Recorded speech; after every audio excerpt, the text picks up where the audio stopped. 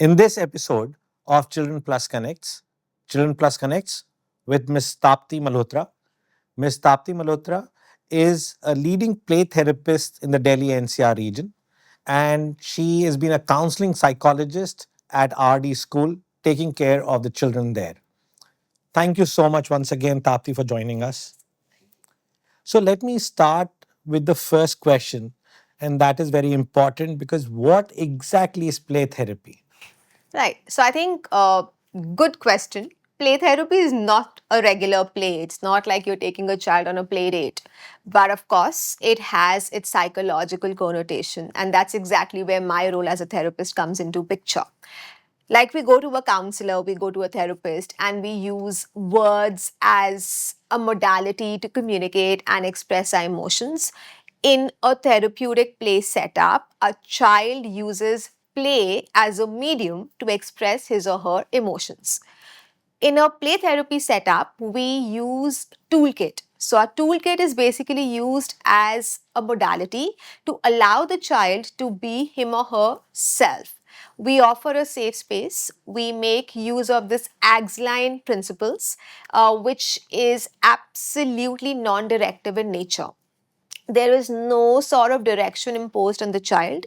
It's absolutely free flowing. But of course, the key tenet is that there has to be a therapeutic intervention involved in it. So it's so latent that the child doesn't even come to know that he or she is being intervened psychologically. That's the USP of play therapy. Again, I'm so sorry because I have to break it down for on layman's terms. Is this play meaning theater play or this is play as in playing with a child? It's not theater play, but what we use in a play therapy session is an amalgamation of varied experiential interventions. For example, I would use objects, I would use symbols, I would use sand, I would use art supplies, I would use drama as well, like puppets, for example. But it's very eclectic in nature. It also involves movements and music, by the way, but it's not the drama play. It's not pretend play, it's actual play. And using play as a modality, we allow the child to express his or her emotions. Which kind of children would require this play therapy? And then what are the benefits of play therapy?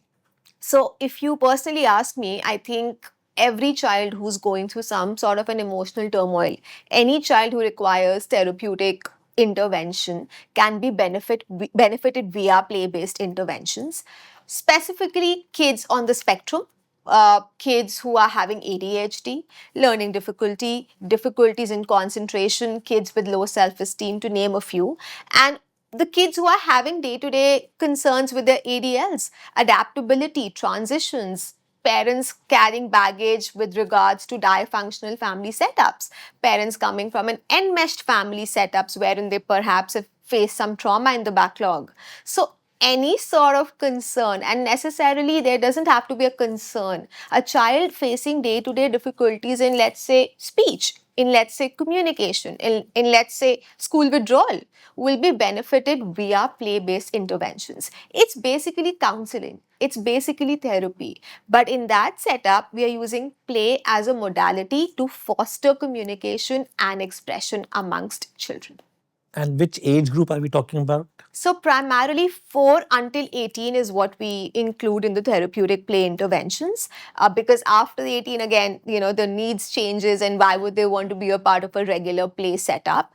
And after 4, because that is the time the child becomes independent enough to express his or her own needs. That's why it's after 4. And you also mentioned that the children who are on the spectrum. So basically, what you're saying, the autism spectrum disorder. Yes. And so, how does it benefit, let's say, a child with ADHD? How would it benefit the play therapy? Just in case you can explain it with some example. Sure. So, a child with, let's say, ADHD, who's finding it very difficult to regulate him or herself sensorially, right? So, that child is unable to sit, unable to focus, unable to concentrate, is not accepted by the peer group, having difficulties in the school setup because the child is obviously facing challenges when it comes to their attention span. So, when the child comes for a therapeutic play-based intervention, we have a structured session. So usually the session is for 40 minutes on an average. And it is so structured that the child has to meet me once a week for consecutive 12 weeks. Unless there is some urgency, unless there is something very, very, like important, and this child is not able to visit me. So the child meets me for 12 consecutive weeks, once a week for a 40 minutes session. The child walks into that safe space. I'm giving like a setup to a child wherein the child can be him or herself. Rapport formation is happening. I'm giving a child an outlet to be him or herself. There is no judgment there. There is no hook or poking happening to the child. I'm not asking the child, why are you doing this? Why are you wearing this? Why are you walking like this? There is no feedback that is being offered to the child. So the moment the child is feeling validated by a therapist, the child tends to be who he or she is. And at the end of the day, if you start accepting yourself, you'll be more contained. Why is a child being dysregulated? When we talk about a child with ADHD and the child is constantly seeking attention, why? Because they want some sort of validation from the extrinsic variables, people, peers, teachers, etc., etc. That is exactly why they behave in such a way, because they want some sort of attention. So, what is one tactic we tell everybody? How do you deal with attention seekers? You give them attention when they're not asking, and don't give them attention when they're asking. Interesting. So, when I am in a session and I'm not giving the child unnecessary attention, he or she will automatically learn how to regulate the behavior. So, just quoted one example for that. Thanks. And what should a parent expect in a typical therapy session, play therapy session? So, again, a very good question, because I always feel that therapy is something which is non-linear. So, you can't expect that, miraculous changes will happen in one session, two sessions, three sessions. Yes, we have to have a structure. I'm not saying that you have to just, blindly keep enrolling for sessions. Trust is very important. Number one, you need to trust the moderator, trust the therapist, trust the facilitator. And during a play therapy session, because usually it's child centered, the child is the one who is inhabiting the session. A parent would expect, obviously, a child getting a safe space wherein he or she can just freely express him or herself. Number one, in a play therapy session, hypothetically, if this is my setup, on one corner I have objects, other corner I have some movement, let's say ribbons, let's say I have some pom-poms for the child, I have a sand tray here, I have some art supplies here, I have a dollhouse, I'm just giving you a random example, I have a mirror here, I have, let's say, some drums here, I have some puppets here. The child walks into the session. I am not imposing any direction to the child. The child comes, does whatever he or she wants to do. Let's say today the child wants to just vent out, picks up the drum, throws the drum. I'm not stopping the child. Picks up the sticks, throws the sticks. I'm not stopping the child. Picks up the pom-poms, throws the pom-pom. Again, I'm not stopping the child. The icing on the cake is during a play therapy session, when we sign up for the sessions, the first session is a discovery session wherein the child discovers the playroom, the parent discovers the playroom, and I set like a norm there that, you know what, you can do anything you want to do. I will not stop you unless you harm yourself, you harm me, or you harm any of my objects. If you do that, I might have to stop you. Otherwise, I will not stop you. So the child feels that, hey, I can do anything. I'm like, you can do anything. I have children who would take up a paper, tear them, create a mess. They don't get that opportunities because everywhere you're like, no, you're conditioned. Sit this way, talk this way, don't do this, don't do that. But during that session, I'm giving a safe space. Somebody might wonder, hey, what is this? How is it therapeutic? So the first session, this happens. Second session, this happens again. And I am not exaggerating. By the fourth session, I would see the same child perhaps doing things differently. And the parents telling me, what did you just do? How is it that the child is now like able to regulate him or herself? So that's the magic of play therapy, because So it's wonderful. absolutely non-directional. I am not judging, I'm not giving any direction to the child. It's absolutely child centric. Wonderful. So, how can parents also support the play therapist or the child who's going into play therapy? What can they do at home?